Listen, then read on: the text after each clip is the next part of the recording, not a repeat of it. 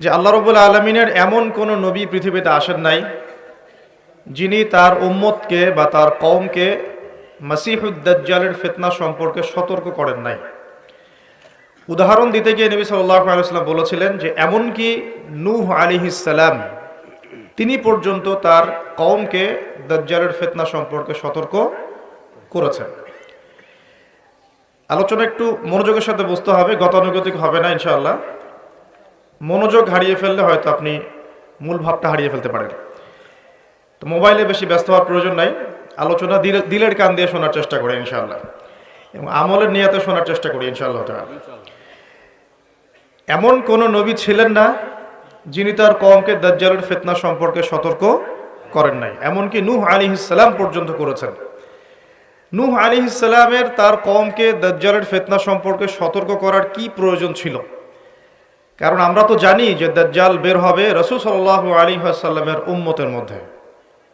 কথা ঠিক না বেঠিক? দাজ্জাল বের হবে আখিরুজ জামানে, শেষ জামানায়, এবং উম্মতে মুহাম্মাদির ফিতনা। তাহলে নূহ আলাইহিস সালাম কেন তার কওমকে এই ফিতনা সম্পর্কে সতর্ক করতে গেলেন? ভাবার বিষয় না? তার মানে কি দাজ্জাল তার সময়েও পৃথিবীতে ছিল? একটা প্রশ্ন থেকে যাবে। আমরা জানি না, হয়তোবা থাকতেও পারে, কে জানে? শুধু আল্লাহ জানেন। আমরা কিন্তু স্পষ্ট করে বলতে পারবো না তিনি ছিলেন কি না। আমরা এতটুকু জানি হাদিস থেকে, রাসূলুল্লাহ সাল্লাল্লাহু আলাইহি ওয়াসাল্লাম বলেছেন, তামিম দারি একজন সাহাবী, কি নাম? তামিম দারি রাদিয়াল্লাহু আনহু। তিনি একবার 30 জন বা 40 জন সাথীকে নিয়ে সাগরে সফর করতে শুরু করলেন। প্রচণ্ড ঝড় আসলো, সাগর তাদেরকে প্রায় 1 মাস সমুদ্রের মধ্যে ঘুরালো। এক পর্যায়ে একটা দ্বীপে তারা নোঙর করতে পারলেন। সেই দ্বীপে তারা একটা প্রাণীকে দেখতে পেলেন, যেই প্রাণীর গায়ে প্রচুর লোম ছিল। কি ছিল? লোম। এত বেশি লোমকূপ যে তার চেহারা কোনটা আর পিছন দিক কোনটা এটা আইডেন্টিফাই করা যাচ্ছে না। এবং বিস্ময়কর বিষয় হচ্ছে এই প্রাণী কথা বলা শুরু করলো। তারা বলল, তোমরা কারা? তারা বলল, আমরা আরব থেকে এসেছি। এরকম কিছু কনভারসেশন হলো। তখন সেই প্রাণী বলল, তোমাদের অপেক্ষা করছে একজন ব্যক্তি, আমার সাথে আসো। তখন এই 30 জন বা 40 জন সাহাবী তারা তামিম দারির সাথে গেলেন। সাহাবী বলছে এই অর্থে যে তারা পরবর্তীতে মুসলিম হয়েছিলেন, এই ঘটনার পরে তারা মুসলিম হয়েছিল, আলহামদুলিল্লাহ। তো তারা গিয়ে দেখলেন শেকল দিয়ে একজন ব্যক্তিকে বাঁধা আছে, যেই ব্যক্তি খুবই শক্তিশালী, তাকে শেকল দিয়ে বেঁধে রাখা হয়েছে। এবং সেই ব্যক্তি তাদেরকে জিজ্ঞাসা করছিল, তোমরা কোত্থেকে এসেছো? তামিম দারি রাদিয়াল্লাহু আনহু তিনি বলছেন, আমরা মক্কা থেকে এসেছি, মদিনা মক্কা থেকে এসেছি। কি উদ্দেশ্যে? এই উদ্দেশ্যে। তোমাদের সেখানে একজন ব্যক্তি আছে মুহাম্মদ, তার কি খবর? তামিম দারি রাদিয়াল্লাহু আনহু বলছেন, তার খবর হচ্ছে বালতির মতো। কিসের মতো? বালতির মতো। কখনো তিনি বিজয় লাভ করছেন, কখনো আবার মুশরিকরা বিজয় লাভ করছে। মানে বদরের যুদ্ধে তিনি জয়লাভ করেছেন, উহুদের যুদ্ধে আবার মুশরিকরা মুসলিমদেরকে বিপর্যয়ের সম্মুখীন করেছে। জিজ্ঞাসা করলেন, তাবারিয়া হ্রদ চেনো? তিনি বলছেন, হ্যাঁ চিনি। তাবারিয়া হ্রদে কি পানি আছে? তামিম দারি রাদিয়াল্লাহু আনহু বলছেন, হ্যাঁ পানি আছে। এই ব্যক্তি তখন বলছে, অতি শীঘ্রই সেখানে কোনো পানি থাকবে না। আবার প্রশ্ন করছেন, বাইসানের খেজুর গাছের নাম শুনেছ? তামিম দারি বলছেন, শুনেছে। সেখানে কি খেজুর আছে? তামিম দারি বলছেন, প্রচুর খেজুর আছে। এই ব্যক্তি বলছে যে অতি সত্বর সেখানে কোনো খেজুর থাকবে না। এরকম কিছু কথা বলার পরে তামিম দারি তাকে জিজ্ঞাসা করলেন, আপনি কে? এত প্রশ্ন জিজ্ঞাসা করছেন, তুমি কে? তোমার পরিচয় দাও। তখন এই ব্যক্তি বলছিলেন যে আমার পরিচয় তোমরা খুব শীঘ্রই জানতে পারবে। অতি শীঘ্রই আমি এই শেকল থেকে মুক্ত হব এবং পুরো পৃথিবীতে আমি 40 দিন রাজত্ব করব। কতদিন? 40 দিন। তবে মক্কা এবং মদিনায় আমি প্রবেশ করতে পারবো না, কারণ সেখানে প্রবেশ করতে ধরলেই দেখা যাবে আল্লাহর ফেরেশতারা খোলা তরবারি হাতে মক্কা মদিনা পাহারা দিচ্ছে। সুবহানাল্লাহ। তবে আমি আমার পরিচয় জানিয়ে দিচ্ছি, আমি হচ্ছি মাসিহুদ দাজ্জাল। বুঝতে পারলেন? তাহলে দাজ্জালকে দ্বীপে বন্দী অবস্থায় কোন সাহাবী দেখেছেন? তামিম দারি রাদিয়াল্লাহু আনহু। তিনি এসে এই ঘটনা নবী সাল্লাল্লাহু আলাইহি ওয়াসাল্লামকে বললেন। বলার পরে নবী সাল্লাল্লাহু আলাইহি ওয়াসাল্লাম তার চেহারাটা উজ্জ্বল হয়ে উঠল। তিনি মিম্বরে দাঁড়িয়ে বললেন, আমি কি তোমাদেরকে বলিনি এইরকম একটা সত্তার কথা, এমন একটা ভয়ঙ্কর ফিতনার কথা, মসিহুদ দাজ্জালের কথা? সাহাবীরা বললেন, হ্যাঁ আপনি বলেছিলেন। তামিম দারি আজকে সেটাই দেখে এসেছে, তোমাদেরকে সেই ঘটনা সে ব্যক্ত করছে। এখান থেকে আমরা বুঝতে পারলাম যে দাজ্জাল একটা দ্বীপের মধ্যে বন্দী ছিল বা আছে, হয় ছিল বা আছে। এখন ছিল না এখনো আছে, এর উত্তর খুঁজতে হলে একটা হাদিস দেখতে হবে। এটা কোন হাদিস? সহিহ মুসলিমের। নবী সাল্লাল্লাহু আলাইহি ওয়াসাল্লাম মদিনায় বসবাস করছেন, মক্কা থেকে হিজরত করে মদিনা এসেছেন। মদিনায় মাশাআল্লাহ তিনি ইসলামিক রাষ্ট্র প্রতিষ্ঠা করেছেন। বদরের যুদ্ধ হয়েছে, উহুদের যুদ্ধ হয়েছে, খন্দকের যুদ্ধ হয়েছে। ইসলামের একটা পুরো খিলাফা স্টেট যেটা আমরা বলি সেটা কায়েম হয়েছে। এর মধ্যে খবর এলো পায়ের একটা সন্তান হয়েছে। এই সন্তানটার সাথে দাজ্জালের যে আলামত এগুলো মিলে যাচ্ছে। ঠিক আছে? এই সন্তানের নাম হচ্ছে ইবনে সাইয়্যিদ। কি নাম? ইবনে সাইয়্যিদ। তো নবী সাল্লাল্লাহু আলাইহি ওয়াসাল্লাম ওমর রাদিয়াল্লাহু আনহু এবং অন্যান্য সাহাবীদেরকে নিয়ে ইনভেস্টিগেট করতে গেলেন। ইনভেস্টিগেট করতে গিয়ে তাকে ডাকলেন। ইবনে সাইয়্যিদকে ডেকে বললেন, তার চুলগুলো কোঁকড়ানো ছিল ঠিক দাজ্জালের চুলের মতোই। চোখের মধ্যে একটু সমস্যা ছিল, কারণ আমরা জানি দাজ্জালের ডান চোখে একটু সমস্যা থাকবে। আঙ্গুর কালার দেখেছেন? আঙ্গুর, চোখটা অনেকটা আঙ্গুরের মতো হবে, ফোলা। ইবনে সাইয়্যিদের কাঠামোটা মিলে যাচ্ছিল। নবী সাল্লাল্লাহু আলাইহি ওয়াসাল্লাম তাকে ডেকে বললেন, তুমি কি দেখো? ইবনে সাইয়্যিদ বলছে, আমি আরশ দেখি। কি দেখি? আরশ বোঝেন তো? আরশ মানে কি? আচ্ছা, এখানে আরশের কথা যেহেতু এসেই গেছে, একটা কথা বলে দেই যে নবী সাল্লাল্লাহু আলাইহি ওয়াসাল্লাম একটা হাদিসে বলেছেন, কিতাবুত তাওহীদ গ্রন্থের মধ্যে আছে, আমরা যে পৃথিবীতে বসবাস করছি, এই পৃথিবী থেকে প্রথম আসমান মানে পুরো মহাবিশ্ব, এর দূরত্ব হচ্ছে 500 বছরের রাস্তা। কত বছর? এভাবে দ্বিতীয় আসমান থেকে তৃতীয় আসমানের ডিস্টেন্স 500 বছরের পথ। কত বছর? এভাবে চতুর্থ, পঞ্চম, ষষ্ঠ, সপ্তম, এই 7 আসমানের প্রত্যেক আসমানের ডিস্টেন্স হচ্ছে 500 বছরের রাস্তা। এর উপরে আছে কুরসি। কি আছে? ওয়াসিআ কুরসিয়ুহুস সামাওয়াতি ওয়াল আরদ। আয়াতুল কুরসি পড়েন নাই? আয়াতুল কুরসি ঘুমানোর সময় পড়েন কি? যে ব্যক্তি ঘুমানোর সময় আয়াতুল কুরসি পড়ে, সারা রাত আল্লাহর পক্ষ থেকে একজন ফেরেশতা তাকে পাহারা দিবে। কিন্তু এই কথা নাসা বিশ্বাস করবে না, এই কথা বিজ্ঞান বিশ্বাস করবে না, কারণ তাকে চোখে দেখা যায় না। তাদের একটা জ্ঞানতাত্ত্বিক দর্শন আছে, যেটা আমরা ইউনিভার্সিটিতে পড়ে আসছি দীর্ঘদিন। সেটা হলো, যা চাক্ষুষ দেখা যায় না এগুলোতে বিশ্বাস করতে নাই। পরীক্ষা নিরীক্ষা পর্যবেক্ষণের মাধ্যমে যখন কোনো সিদ্ধান্ত পাওয়া যাবে সেটাই জ্ঞান, এছাড়া জ্ঞানের কোনো অস্তিত্ব নাই। স্কুল থেকে শুরু করে পিএইচডি ডিগ্রি পর্যন্ত এই দর্শনের উপর ডিপেন্ড করে শিক্ষা নিচ্ছি আমরা সবাই। এখন যা দেখি না বিশ্বাস করব না। এই কারণে পশ্চিমারা আল্লাহকে বিশ্বাস করে না, আল্লাহকে দেখা যায় না। ফেরেশতাকে বিশ্বাস করবে না, বলবে যে বোগাস কথাবার্তা। কোথায় ফেরেশতা দেখা যায়? যা দেখি না বিশ্বাস করবো কেন? আখেরাত দেখি না কেন বিশ্বাস করব? জান্নাত জাহান্নাম দেখি নাই কেন বিশ্বাস করব? জিন জাতি দেখি নাই কেন বিশ্বাস করব? আত্মা বা রূহকে দেখেছেন? রূহ বা আত্মা যেটা নিয়ে চলাফেরা করছেন দেখেছেন? কেন বিশ্বাস? কবরের আযাব কেন বিশ্বাস করব? এই কারণে তাদের দর্শন যেহেতু প্রোটেস্ট্যান্ট দর্শনের জ্ঞানে বিশ্বাস করে, চাক্ষুষ দর্শন যেটা সেটাই জ্ঞান, এর বাইরে জ্ঞানের কোনো অস্তিত্ব আছে এটা বিশ্বাস করে না। এই কারণেই তারা ইমানের 6 পিলারের কোনো পিলারে বিশ্বাস করে না। আর ইমানের 6 পিলারই কিন্তু গায়েব। গায়েব না? আল্লাহ বিশ্বাস, ফেরেশতায় বিশ্বাস, নবী রাসূলগণ, আসমানি কিতাব, পরকাল, তাকদীর, এগুলো কি দেখা যায়? এমনকি আমরা তো আমাদের নবীজিকেও দেখি নাই। দেখেছি? সাল্লাল্লাহু আলাইহি ওয়াসাল্লাম। আমরা শুধুমাত্র কোরআন দেখছি এবং হাদিসের গ্রন্থগুলো দেখছি। এই মহাসাগরের উপরে আছে কুরসি, যার কথা আমি বলতে গিয়ে এখানে আসলাম। ইবনে সাইয়্যিদ কি বলছে? সে কি দেখে? মনে আছে না ভুলে গেছেন? ইবনে সাইয়্যিদ কে? নবী সাল্লাল্লাহু আলাইহি ওয়াসাল্লাম যাকে ইনভেস্টিগেট করছেন মদিনায়। কোথায়? একটু খেয়াল রাখেন, তামিম দারি দ্বীপে দেখে আসছেন। কোথায় দেখে আসছেন? দ্বীপে। আর নবী সাল্লাল্লাহু আলাইহি ওয়াসাল্লাম ইনভেস্টিগেট করছেন কোথায়? মদিনায়। আচ্ছা, তো এখন এই ব্যক্তি বলছে আমি আরশ দেখি। নবী সাল্লাল্লাহু আলাইহি ওয়াসাল্লাম বলে আরশ কোথায়? সে বলছে আরশ পানির উপরে। কোথায়? পানির উপরে। তখন নবী সাল্লাল্লাহু আলাইহি ওয়াসাল্লাম বলছেন, তুমি তো তাহলে শয়তানের আরশ দেখছো। কার আরশ দেখছে? শয়তানের কিন্তু আরশ আছে, শয়তানেরও কিন্তু একটা আরশ আছে। কোথায় এটা জানেন? সমুদ্রের উপরে। অনেকে বলে যে ভাই বারমুডা ট্রায়াঙ্গেলে আছে নাকি, তো এটা আমরা জানি না, এভাবে বলা যাবে না, এটা আমরা ব্যাখ্যা করতে পারবো না, আল্লাহ ভালো জানেন।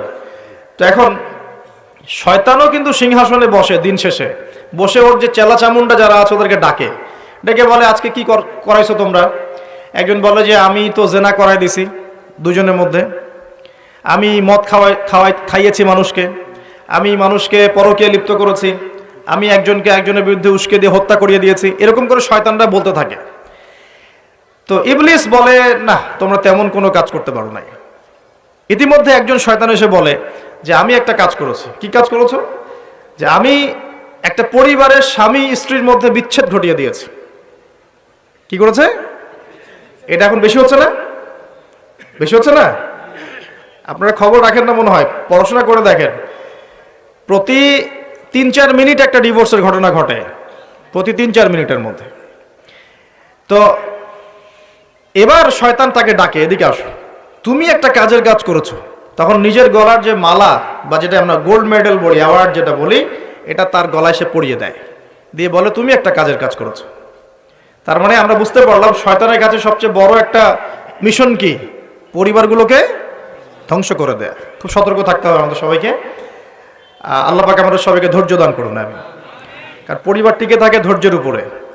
আরেকটা বিষয় বলে দিই, স্বামী স্ত্রীর মধ্যে যুবকরা এটা উপকৃত হবেন ইনশাআল্লাহ। স্বামী স্ত্রীর মধ্যে শুধুমাত্র ভালোবাসা পরিবার টিকানোর জন্য যথেষ্ট না। স্বামী স্ত্রীর মধ্যে ভালোবাসার চাইতেও বেশি প্রয়োজন হচ্ছে একে অপরের প্রতি বিশ্বাস। কি দরকার? বিশ্বাস না থাকলে ভালোবাসা টিকবে না। প্রয়োজন একে অপরের সম্মানবোধ, একজন একজনের সম্মানটা যেন বোঝে, এবং আনুগত্যের প্রয়োজন আছে। স্ত্রীরা যদি স্বামীদের আনুগত্য না করে সংসার টিকে না, সংসার ভেঙে যায়। বিশ্বাস, আনুগত্য, ভক্তি, সম্মান, শ্রদ্ধা, এর সাথে যখন ভালোবাসা যুক্ত হবে তখন পরিবারটা ইনশাআল্লাহ জান্নাতি পরিবার। আর কিছু বলদ আবার বলে দিতে পারে যে পরিবারকে আবার জান্নাতের সাথে তুলনা করে ফেললাম। এটা কি পরিবারকে জান্নাতের সাথে তুলনা করে দিলাম? জান্নাতি পরিবার মানে কি? পরিবারের মধ্যে আপনি সুখে আছেন। কিছু মানুষ কথার রূপকথাও ধরতে পারে না, এমনও কিছু মিন মাইন্ডেড মানুষ আমাদের সমাজে আছে, কথা সেন্টেন্সের রূপকথাও ধরার মতো জ্ঞান আল্লাহ পাক তাদেরকে দেন নাই। ইউসুফ আলাইহিস সালামকে ডাকছেন, ইউসুফ আলাইহিস সালাম সামনে আসলেন। এখন ওই যে আজিজ তার স্ত্রী মহিলাদেরকে ডেকে বলছেন তোমাদের হাতে একটা করে চাকু, একটা করে ফল আছে, ইউসুফ আসো, বাইরে আসো। ইউসুফ বের হলেন। ইউসুফ আলাইহিস সালামকে দেখে এই মহিলারা কি করেছিল? ওই ফল কাটতে গিয়ে হাত কেটে ফেলছে। হাত কেটে ইউসুফের দিকে তাকিয়ে তারা বলছে যে মা হাযা ইল্লা বাশারা, এটা তো মানুষ না, ইনি তো মনে হচ্ছে মালাকুন কারীম, একজন সম্মানিত ফেরেশতা। কি বলছেন মেয়েরা? এ তো মানুষ না, এ তো মনে হচ্ছে ফেরেশতা। এত সুদর্শন, এত সুন্দর মানুষ হয়? তো এখন এই মহিলাগুলো কি ইউসুফ আলাইহিস সালামকে ফেরেশতার সাথে তুলনা করলো? বুঝতে পারেন না কথা? এই মহিলারা কি ইউসুফ আলাইহিস সালামকে ফেরেশতা বানায় দিল, না একটা উপমা দিয়েছে? আশ্চর্য একটা বিষয়। আপনি যদি মদিনায় যান, পরিবেশ দেখে বলেন মাশাআল্লাহ একটা জান্নাতি পরিবেশ আছে, মানে কি আপনি মদিনা সমান সমান জান্নাত বানালেন? মানে এরা বাম পক্ষ সমান সমান ডান পক্ষ প্রমাণিত, এই তত্ত্বে বিশ্বাস করে। মানে ওই যে left hand side right hand side অঙ্ক করছেন না, 2+2 = 4। কি বলবো প্রিয় ভাইরা, খেয়াল করে দেখেন, এই ব্যক্তিকে নবী সাল্লাল্লাহু আলাইহি ওয়াসাল্লাম জিজ্ঞাসা করছেন আরশ কোথায়। চলে আসি মূল আলোচনা দিকে। এখান থেকে আমরা আস্তে আস্তে আমাদের ফিনিশিং এর দিকে যাবো ইনশাআল্লাহ। আজকের এই টপিকের সাথে কিন্তু বর্তমান এই ফিফা ওয়ার্ল্ড কাপও রিলেটেড আছে, একটু ধৈর্য ধরে শুনবেন। আমি দাজ্জাল থেকে শুরু করেছি না, দাজ্জাল থেকে শুরু করেছি না, আস্তে আস্তে ফিফা দিয়ে শেষ করবো ইনশাআল্লাহ। বসেন, ধৈর্য ধরে বসেন। সময় আছে তো হাতে? আচ্ছা, আজকে আমার হাতেও সময় আছে ইনশাআল্লাহ, তাড়াহুড়ো কিচ্ছু নাই ইনশাআল্লাহ, লম্বা আলোচনা হবে। ঠিক আছে, এখন শোনেন। এই ব্যক্তিকে নবী সাল্লাল্লাহু আলাইহি ওয়াসাল্লাম জিজ্ঞাসা করলেন কি তুমি কি দেখো? সে বলছে আমি কি দেখি? আরশ। আরশ কোথায়? সমুদ্রে। তুমি তো শয়তানের আরশ দেখো। এবার দ্বিতীয় প্রশ্ন করছে, তুমি কি বিশ্বাস করো যে আমি মুহাম্মদ শেষ নবী? তুমি কি বিশ্বাস করো যে আমি মুহাম্মদ শেষ নবী। এখন এই ব্যক্তি বলছে, ব্যক্তি নাকি আসলে ছোটই বলা যায়, ইবনে সাইয়্যিদ, তার নাম কি? ইবনে সাইয়্যিদ। সে বলছে, আপনি কি স্বীকার করেন যে আমি নবী? কে বলছে? ইবনে সাইয়্যিদ। এই কথা শোনার সাথে সাথে উমর রাদিয়াল্লাহু আনহু তিনি বলেন, ইয়া রাসূলুল্লাহ, সে তো নিজেকে নবী দাবি করছে, আপনি আমাকে অনুমতি দেন, আমি এক কোপে তার গর্দানটা নামায় ফেলে দেব। কে বলছে এটা? ওমর। এবার রাসূল সাল্লাল্লাহু আলাইহি ওয়াসাল্লাম স্টেটমেন্ট শুনেন, সহিহ মুসলিমে আছে। এবার নবী সাল্লাল্লাহু আলাইহি ওয়াসাল্লাম বলছেন যে না ওমর দাঁড়াও, যদি সে সত্যি দাজ্জাল হয়ে থাকে, কথাটা শোনেন, যদি সে সত্যি দাজ্জাল হয়ে থাকে তুমি তাকে হত্যা করতে পারবে না, তাকে হত্যা করবে নবী ঈসা আলাইহিস সালাম। কে হত্যা করবে? আচ্ছা। আর যদি সে দাজ্জাল না হয়ে থাকে তাহলে নিরপরাধ মানুষকে হত্যা করার মধ্যে কোনো ফায়দা নাই। এখন একটা হাদিসে আপনি দেখলেন সে দ্বীপে বন্দী, দ্বীপে যদি বন্দী থাকবেই, দ্বীপে যদি বন্দী থাকবেই, আমার প্রশ্ন আপনার কাছে যে তাহলে নবী সাল্লাল্লাহু আলাইহি ওয়াসাল্লামের চেয়ে কি কেউ বেশি জানতে পারে সে দ্বীপে বন্দী আছে না নাই? নবীর চেয়ে এটা কি কেউ বেশি জানতে পারে যে সে এখনো দ্বীপে বন্দী অবস্থায় আছে কি নাই? এটা সবচেয়ে ভালো কে জানবেন? অবশ্যই নবী সাল্লাল্লাহু আলাইহি ওয়াসাল্লাম, তাই নয় কি? তো নবী সাল্লাল্লাহু আলাইহি ওয়াসাল্লাম যদি শিওর হবেন যে সে দ্বীপেই বন্দী আছে, তাহলে মদিনায় একজন ছেলেকে এভাবে ডেকে ইনভেস্টিগেট করার কি প্রয়োজন আছে? কথা বুঝতে পারছেন না? যদি আপনি মনে করেন শিওর যে আমাদের চেয়ারম্যান সাহেব বা আমাদের অনারেবল গেস্ট যারা, তিনি বাড়িতে আছেন, আপনি শিওর, তাহলে আপনি মাহফিলের প্যান্ডেলে তাকে খুঁজতে যাবেন কেন? আপনি শিওর তো সে বাসায় আছে, তার মানে আপনি একটা চান্স নিচ্ছেন, সে বাসা থেকে বের হতেও পারে নাও পারে, তাই না কি? তার মানে আমরা একটা চান্স পাচ্ছি এখানে, দাজ্জাল নবী সাল্লাল্লাহু আলাইহি ওয়াসাল্লামের যুগেও রিলিজ হতেও পারে নাও পারে। এখন আমি সামনের দিকে আসছি, দেখুন তিনটা জায়গার কথা পাওয়া যায় হাদিসে। কটা জায়গা? তিনটা আমি পেয়েছি, এর চেয়েও বেশি যদি আরো কেউ গবেষণা করেন তাহলে পেতে পারেন, আমার জ্ঞানী সবকিছু নয়। আমি তিনটা জায়গার কথা পেয়েছি, নবী সাল্লাল্লাহু আলাইহি ওয়াসাল্লাম বলেছেন এই তিনটা জায়গা থেকে দাজ্জাল বের হবে। ঠিক আছে? একটা হচ্ছে খোরাসান। কি নাম? খোরাসান। খোরাসান মূলত যে খাইবার পাখতুন থেকে শুরু করে আফগানিস্তান, ইরান, এই পুরো কন্টিনেন্টটাকেই আসলে খোরাসান বলা হয়। দুই নাম্বার হচ্ছে ইস্পাহান। কি নাম? এই জায়গাটা কোথায়? এটা ইরানের মধ্যে। কোথায়? ইরানের মধ্যে। এবং হাদিসে এসেছে মহিলা, অ্যাকচুয়ালি কি মহিলা, এই মহিলাগুলাকে বাড়ির পিতা বা স্বামী বা ভাই বাসায় বেঁধে রাখতেও পারবে না, বাঁধন ছিন্ন করে বেরিয়ে চলে যাবে। তো বাঁধন ছিন্ন করে বেরিয়ে যাওয়ার একটা দর্শন চালু হয়েছে না সমাজে? কথা কি বোঝেন কিছু? ফ্যামিনিস্ট রেভলিউশন বলে। কি বলে? Feminist revolution. মেয়েদেরকে আপনি আর ঘরে রাখতে পারছেন না। এখন কোন জায়গায় চলে গেছে আমি মানে বলতে লজ্জা পাচ্ছি, কিন্তু আপনাদেরকে বলি, কারণ আপনারা এই শহরের বাসিন্দা এবং এই শহরের ভবিষ্যৎ আপনার হাতে, এই ঢাকা সিটির ভবিষ্যৎ আপনাদের হাতে না? আচ্ছা, গতকালে নিজের চোখে দেখা কথা বলছি, গতকাল নিজের চোখে আমি দেখেছি, যা এক চোখের এক পলকে যা দেখেছি, এক পলকে, এই যে এবার তাকালাম এতটুকু। আমরা আসছিলাম ওই যে পূর্বাচল দিয়ে মাহফিলে যাব, আমরা চাঁদপুর যাব, ওদিক দিয়ে বের হয়ে। তো গাড়িতে বসে আমরা সাধারণত কি করি? বই পড়ি বা ফোনে কথা বলি বা পরিবারের খোঁজ খবর নেই। গাড়িতে বই পড়তে পড়তে চোখ লেগে যায় না অনেক সময়? তো চোখটাকে রেস্ট দেওয়ার জন্য জাস্ট একবার গ্লাসটা খুলে বাইরে তাকিয়েছি। পাশ দিয়ে একটা গাড়ি চলে গেল, একটা উবার টাইপের একটা গাড়ি চলে গেল, ড্রাইভার গাড়ি চালাচ্ছে। পিছনের সিটে, আপনার শহরের অবস্থা বলছি, পিছনের সিটে আমি দেখলাম যে একটা ছেলে এভাবে বসে আছে, আমি যেভাবে বসে আছি, আর একটা মেয়ে তার উপরে উঠে বসে আছে, ওপেন রাস্তার মধ্যে। এটা আপনাদের শহর। আমি যে বলি যে কিয়ামতের যত সায়েন্সগুলো আছে, নিদর্শনগুলো, সেগুলো মোটামুটি প্রকাশ পেয়ে গেছে সব শহরগুলোতে, আপনারা তো বিশ্বাস করতে চান না। নবীজি এটার কথাই বলছিলেন হাদিসে যে কিয়ামত ততদিন পর্যন্ত হবে না যতদিন পর্যন্ত মানুষ গরু গাধার মতো রাস্তাঘাটে জেনা করবে না।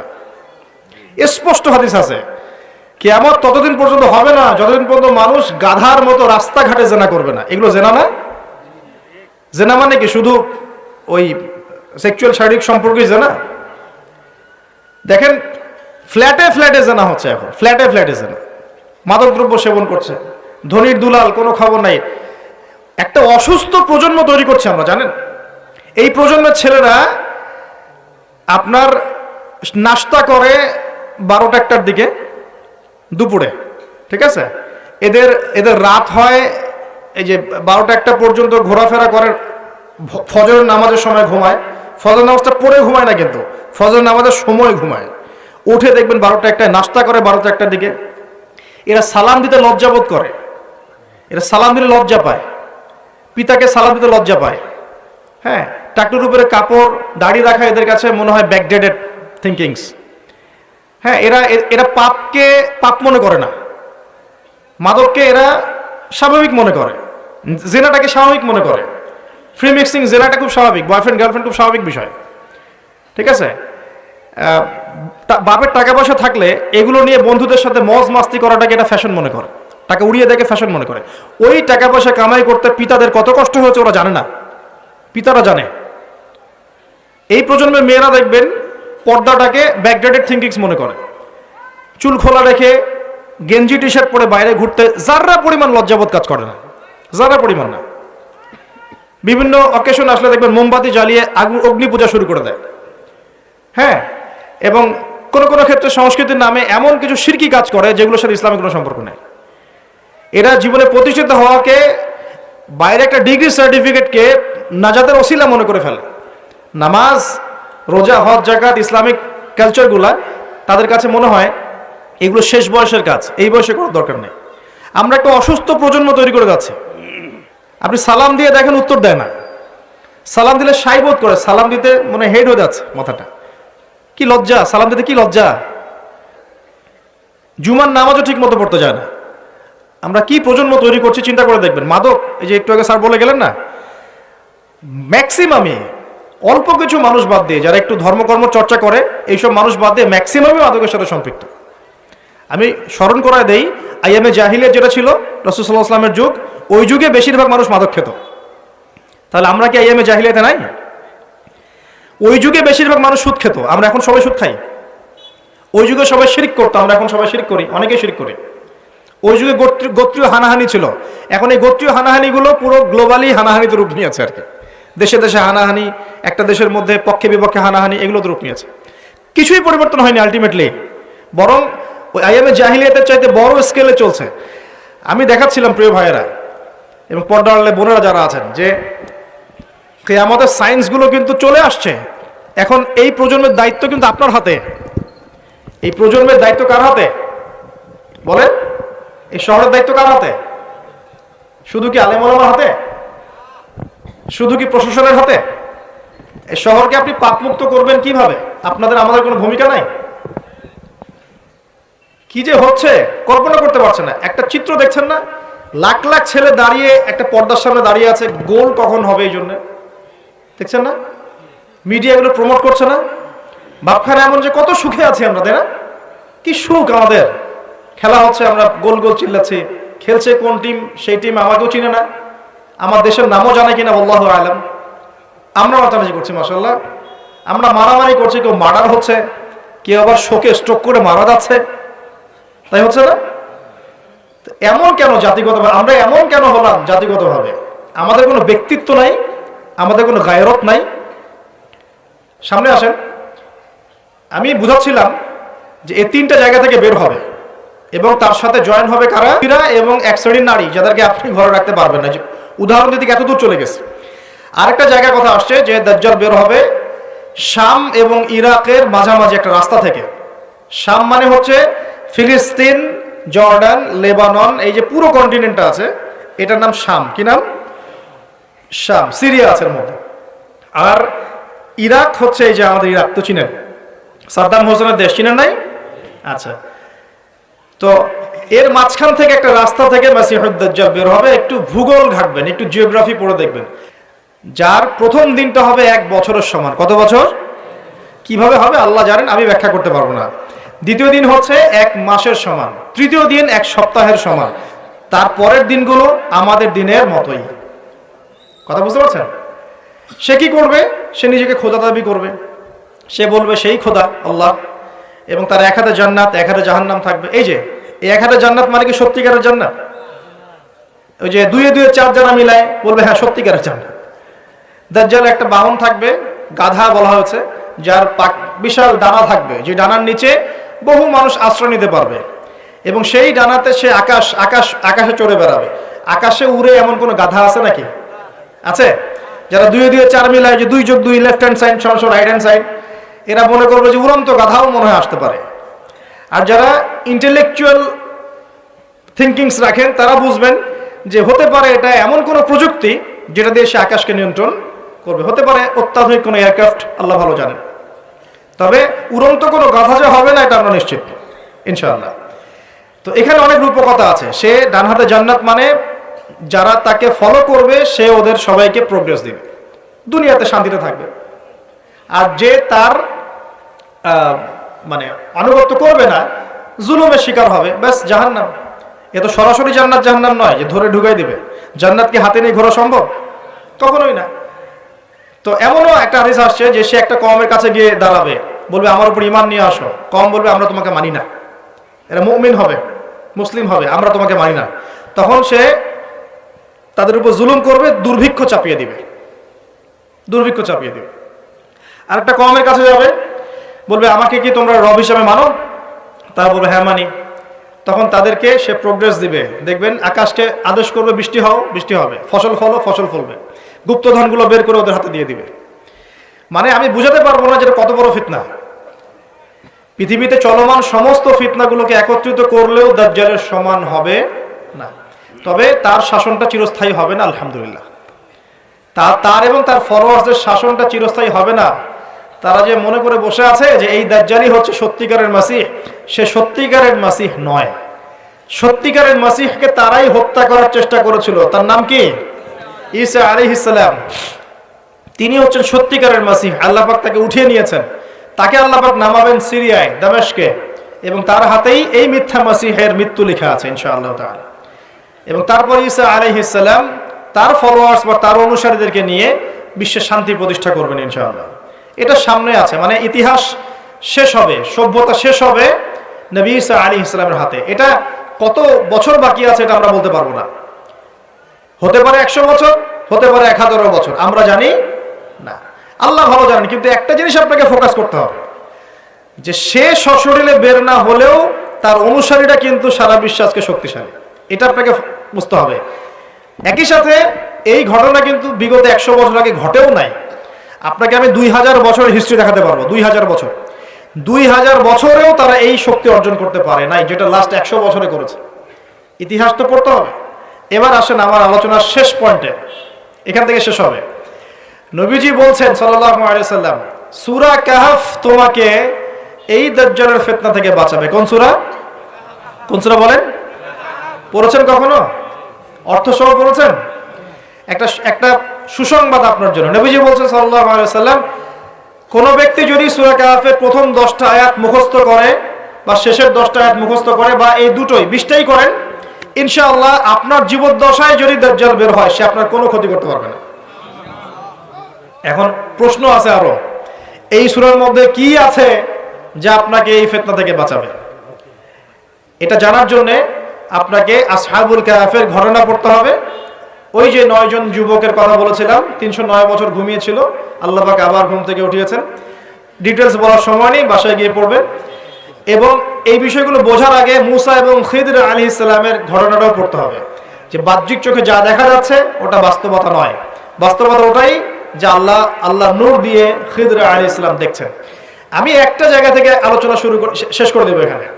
এই সূরার মধ্যে আরো একটা ঘটনা আছে যেটা আমি কোনোদিনও বলি নাই, আজকে বলতেছি আপনাদের সামনে। আপনারা সৌভাগ্যবান, এই ঘটনা আমি আজ পর্যন্ত কোনো লেকচারে বলি নাই। সূরা কাহফে আরো একটা বিষয় আছে যেটা আপনাকে চেনাবে যে দাজ্জালের সভ্যতাগুলো কেমন হবে। একটু মনোযোগ দেন প্লিজ, 10 মিনিট দেখুন। এই সূরার মধ্যে 4টা ঘটনা আছে। কয়টা? একটা হচ্ছে আসহাবুল কাহফের, একটা যুলকারনাইন আলাইহিস সালাম, একটা মুসা এবং খিদর আলাইহিস সালামের, আর একটা হচ্ছে এই ঘটনা, 2 বন্ধুর ঘটনা যা আমি কোনো লেকচারে এখনো বলি না। এই ঘটনাটা সূরা কাহফের 32 নম্বর আয়াত থেকে শুরু করে মোটামুটি ভাবে আপনার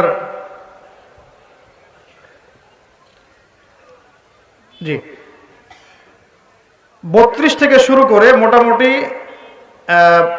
46, 47, 48 এরকম পর্যন্ত বড় একটা ঘটনা আছে, আমি খুব শর্ট করে বলছি। আল্লাহ পাক এই সূরার মধ্যে একটা বিস্ময়কর ঘটনা বলছেন। দুই বন্ধুর, কয়জন বন্ধু? এক বন্ধু প্রচন্ড ধনী, এমন ধনী যে আল্লাহ পাক তাকে বড় বড় বাগান দিয়েছেন, খেজুরের, আঙ্গুরের, হ্যাঁ, বিশাল বিশাল বাগান, এবং তার মধ্য দিয়ে নদী চলছে। নদী, একটা নদী চলে যাচ্ছে ভিতর দিয়ে, দুই পাশে বাগান, তাহলে কত বড় প্রপার্টি চিন্তা করেন, একটু চিন্তা করেন। আমরা তো বিঘা আর এই যে শতকের হিসাব করি না। আল্লাহ বলছেন যে দুটো বিশাল জান্নাত দিয়েছিলাম তাকে, মানে বাগান দিয়েছিলাম, ফলের বাগান, মাঝখান দিয়ে নদী প্রবাহিত হচ্ছে, এবং প্রত্যেক বছর দুইবার করে এই জায়গায় ফসল ফলতো, প্রচুর ফসল হতো। তো এত ধন সম্পদ পাওয়ার পরে এই বন্ধু, মানে এই ব্যক্তি, তার এক গরিব বন্ধুকে নিয়ে এই বাগানে ঢুকেছে। ঢুকে হাঁটাহাঁটি করছে, গল্পগুজব করছে। গল্পগুজব করার এক পর্যায়ে গিয়ে এই ধনী বন্ধু বলে ফেলছে, কি বলছে? সে বলছে যে আনা আকসারু মিনকা মালা ওয়া আ'আসু নাফারা, হে আমার দোস্ত শোনো, আমি তোমার চাইতে মালে এবং সম্পদে অনেক সেরা। কে বলছে এটা? এই ধনী বন্ধু। আমরা কি এরকম কথা বলি না? এই ধনী বন্ধু হচ্ছে বস্তুবাদী মানুষ, মানে বাড়ি গাড়ি, টাকা কড়ি, স্ট্যাটাস, এটাই তার কাছে সবকিছু। বুঝতে পারছেন কথা? সে তার বন্ধুকে বলছে, তুমি তো গরিব, আমি তোমার চেয়ে অনেক সেরা টাকায়, পয়সায়, ধন দৌলতে। এমন মানসিকতা আমাদের মধ্যে আছে না অনেকের? আচ্ছা, এবার সে আরো বলছে যে ওয়াদাখালা জান্নাতাহু ওয়া হুয়া যালিমুল লিনাফসি, সে তার জান্নাতে প্রবেশ করলো, তার নফসের উপর সে জুলুমও করে বসলো। কিভাবে জুলুম করলো? এভাবে সে বলছে, ক্বালা মা আযুন্নু আন তাবিদা হাদিহি আবাদা। কে বলছে এটা? এই ধনী বন্ধু। সে বলছে, হে আমার গরিব বন্ধু শোনো, আমি মনে করি না, আমি বিশ্বাসই করি না, আমি মনে করি না যে আমার এই প্রপার্টি কখনো ধ্বংস হয়ে যাবে, আমি এটা বিশ্বাস করি না। বুঝতে পারছেন? ওই যে আমি পরকালে বিশ্বাস করি না, কিয়ামতে বিশ্বাস করি না, আখিরাতে বিশ্বাস করি না, কোন সভ্যতা বলেন? আচ্ছা, সে বলছে যে মা আযুন্নু আন তাবিদা হাদিহি আবাদা, আমি বিশ্বাস করি না, আমি মনে করি না যে এই প্রপার্টি কখনো ধ্বংস হতে পারে। ওয়া মা আযুন্নু সাআতা কায়িমা, আর আমি এটাও মনে করি না যে কিয়ামত কখনো হবে। বুঝতে পারলেন কথা? আমি এটাও বিশ্বাস করি না যে কিয়ামত কখনো হবে। তার মানে, জি শেষ করছি আমি, তার মানে কি এই বন্ধুটা বস্তুবাদী না? সে পরকালে বিশ্বাস করে না, কিয়ামতে বিশ্বাস করে না। সে তার ধন সম্পত্তির মোহে এত আসক্ত হয়ে গেছে যেটা কখনো আমার থেকে যাবে না। এমন চিন্তা আমাদের মধ্যে আছে না? এই চিন্তাটাকে আধুনিক পরিভাষায় বলা হয় মেটেরিয়ালিজম। কি বলা হয়? মানে বস্তুবাদ। মানে কি? বস্তুবাদ মানে ভোগবিলাস, বাড়ি গাড়ি, টাকা পয়সা, মত্ত থাকা, পরকাল বলে কিছু নাই। এই যে মেটেরিয়ালিজম। এখন এই বন্ধুটা বলছে, গরিব বন্ধু, একটু মনোযোগ দেন প্লিজ। এই বন্ধুটা বলছেন, গরিব বন্ধু, যে ক্বালাহু সাহিবুহু ওয়া ইউহাওয়ারু, গরিব বন্ধুটা তাকে বলছে, আকাফারতা বিল্লাযী খালাকাকা মিন তুরাব, হে আমার ধনী বন্ধু, তুমি কি সেই সত্তার সাথে কুফরি করছো যে তোমাকে মাটি থেকে সৃষ্টি করেছেন? সুম্মা মিন নুতফা, এরপর তোমাকে মায়ের গর্ভে নুতফা আকারে রেখেছিলেন। সুম্মা সাওয়াকা রাজুলা, এরপর তোমাকে এই পুরুষের আকৃতি দিয়েছেন। তুমি কি সেই সত্তা আল্লাহকে অস্বীকার করছো? মানে কিয়ামতকে অস্বীকার করার মধ্য দিয়ে তুমি আল্লাহকে অস্বীকার করছো কি? ওয়ালাউলা ইয দাখালতা জান্নাতুক, তুমি যখন তোমার জান্নাতে ঢুকলা, তুমি এটা কেন বললা না যে লা কুওয়াতা ইল্লা বিল্লাহ, মাশাআল্লাহ, লা কুওয়াতা ইল্লা বিল্লাহ, মাশাআল্লাহ, আল্লাহ পাক কি চমৎকার জান্নাত আমাকে দিয়েছেন, লা কুওয়াতা ইল্লা বিল্লাহ, আল্লাহ ছাড়া কোনো শক্তি সামর্থ্য নাই। এমনটা কেন বললে না? এমনটা না বলে কেন এইটা বললা যে ওমা আযুন্নু সাআতা কায়িমা, আমি বিশ্বাস করি না যে কখনো কিয়ামত হবে, আমি বিশ্বাস করি না যে এটা কখনো ধ্বংস হবে, এমনটা কেন বললা? তুমি কেন কুফরি করলা? এরপর যেটা হয়েছে, আল্লাহ রাব্বুল আলামিন এই যে বন্ধু, গরিব বন্ধু, তাকে দুনিয়া এবং আখিরাতে বিশাল নেয়ামত দিয়ে দিয়েছেন, আর এই ধনী বন্ধুর জান্নাতটাকে আল্লাহ পাক এক রাতের মধ্যে ধ্বংস করে রেখে দিয়েছে। এক রাতের মধ্যে পুরো জান্নাতকে ধ্বংস। পরের দিন সকালে সে এসে দেখে যে এটা কোন জায়গায় আসলাম, এটা তো আমার বাগান বাগিচা বলে মনে হচ্ছে না। সে হাত কসলাচ্ছিল এবং বলছিল, কোরআনে ভাবে বলছে, হাত কসলাচ্ছিল আর বলছিল যে হায়, আমি যদি আমার রবের সাথে শিরকটা না করতাম, হায়, আমি যদি আমার রবের সাথে কুফরি না করতাম, তাহলে আজকে আমার এই অবস্থা হয়তো হতো না। এই ঘটনাটা ঠিক পরে আল্লাহ পাক বলছেন, ওয়াদরিব লাহুম মাসালুল হায়াতিদ দুনিয়া, হে নবী মুহাম্মদ সাল্লাল্লাহু আলাইহি ওয়াসাল্লাম, তুমি এবার তোমার উম্মতের কাছে দুনিয়ার দৃষ্টান্তটা পেশ করো। দুনিয়ার দৃষ্টান্তটাও ঠিক এরকমই, এই ফসলের ক্ষেতের মতোই। প্রথমে বৃষ্টিপাত হয়, ফসল সবুজ হয়, মানুষ খুব পুলকিত হয়ে যায়, কি চমৎকার ফসল ফলেছে। এরপর সেই গাছগুলো হলুদ হয়ে যায়, তারপর সেগুলো খড়কুটা হয়, চুলায় চলে যায়। এই হয় না? এই গল্পটার সাথে, ঘটনার সাথে দুনিয়ার জীবনে মিল আছে না? এটা কোন সূরায় আছে? কাহফে। আর এই সূরা আপনাকে দাজ্জাল থেকে বাঁচাবে না? এখানে আপনার হেদায়েত শোনেন। দাজ্জাল এবং তার অনুসারীরা এবং ওই সমসাময়িক ফিতনাময় যুগে বেশিরভাগ মানুষ বস্তুবাদী হয়ে যাবে, হয়ে যায় নাই? এবং বেশিরভাগ মানুষ এই দুনিয়ার ধন সম্পদ চাকচিক্যের মোহে পড়ে যাবে, পড়ে নাই? পড়েছে কি না? পড়েছে। এবং শুধু তাই নয়, তারা পরকালীন কনসেপ্টগুলোকে অস্বীকার করা শুরু করবে। ওই যে বললাম, আল্লাহ, ফেরেশতা, মালায়েকা, আখিরাত এগুলো কিছু বিশ্বাস করবে না, মানুষকে ধর্মহীনতার দিকে নিয়ে যাবে। এটা নিয়ে যাচ্ছে না? এই তিনটা জিনিস খুব চলছে সমাজে এখন। একটা হচ্ছে এলিমিনেশন, মানে আল্লাহর কনসেপ্টটাকে বাদ দিয়ে দেওয়া। একটা হচ্ছে মেটারিয়ালিজম, মানে বস্তুবাদিতা। একটা হচ্ছে চ্যালেঞ্জ এগেইনস্ট রিলিজন, ধর্মের এগেইনস্টে চ্যালেঞ্জ করা। এগুলো চলছে না এখন? তো দেখুন, দাজ্জালের সভ্যতায় এগুলো হবে। এর সাথে আপনার বর্তমান সময়ের মিল কোথায়? মিল হচ্ছে, দেখুন, এই বিউটি কন্টেস্ট বলেন, আপনার ওয়ার্ল্ড কাপ বলেন, আপনার এই ইভেন্টসগুলো বলেন, ফ্যাশন শোজগুলোর কথাই বলেন, অপসংস্কৃতির কথাই বলেন, পর্নোগ্রাফির কথাই বলেন, এই মাদকের ভয়াল থাবার কথা বলেন, যে কোনো দিকে তাকান, এগুলোর প্রত্যেকটার উদ্দেশ্য দুনিয়া নয় কি? শুধু দুনিয়া না, পরকালীন কোনো স্বার্থ আছে? এগুলো করে পরকালে একটা নেকি হবে, কেউ দলিল দিতে পারবে কোরআন সুন্নাহ থেকে? তার মানে এই সমাজটা, এই সভ্যতা কি করেছে? দাজ্জালি ও আদলে পুরো সভ্যতাকে গড়েছে এবং বস্তুবাদীদের দিকে মানুষকে প্রবৃদ্ধ করেছে। শুধু তাই নয়, যেগুলোর পরকালীন কোনো স্বার্থ নাই, এই কাজগুলোকে প্রমোট করেছে এবং যুব সমাজ, মুসলিমদেরকে স্পেশালি এগুলোতে মত্ত করে রেখেছে। রাখে নাই? আল্লাহ পাক এখন বলছেন, জেনে রাখো, তোমরা জেনে রাখো, ইন্নামাল হায়াতুদ দুনিয়া লাইবুন ওয়া লাহু, এই দুনিয়ার জীবনটাই খেলতামাশা, প্রতারণা। ওয়া যিনাতুন ওয়া তাফাখুরুন বাইনাকুম ওয়া তাকাসুর, একে অপরের প্রাচুর্য, ধন সম্পদের প্রতিযোগিতা ছাড়া কিছু না। ওয়া মাল হায়াতুদ দুনিয়া ইল্লা মাতাউল গুরুর, এই দুনিয়ার জীবনটা প্রতারণা ছাড়া কিছু নয়। আল হাকুমুত তাকাসুর হাত্তা যুরতুমুল মাকাবির, তোমরা প্রাচুর্যের মোহে মোহাচ্ছন্ন হয়ে আছো যতক্ষণ পর্যন্ত না তোমরা কবরে শায়িত হচ্ছ। কাল্লা সাওফা তা'লামুন, অবশ্যই তোমরা জানতে পারবে, কোশ্চিন কালেও নয়, অবশ্যই তোমরা জানতে পারবে। কাল্লা লাতুসআলুন্না ইয়াওমাইযিন আনিন নাঈম, তোমাদেরকে কিয়ামতের দিনে নিয়ামতগুলো সম্পর্কে জিজ্ঞাসিত হতে হবে। সূরা কাহফেই এই হেদায়েতটা আছে। এই দুই বন্ধুর ঘটনা আপনাকে দেখাবে কিভাবে বস্তুবাদী সভ্যতা এবং আল্লাহ ভীরু সভ্যতার কনফ্লিক্ট হয়। সর্বশেষে আল্লাহর অনুগত সভ্যতার জয় হয়েছে, বস্তুবাদী সভ্যতাকে আল্লাহ পাক ধ্বংস করে দিয়েছেন না? দিয়েছেন।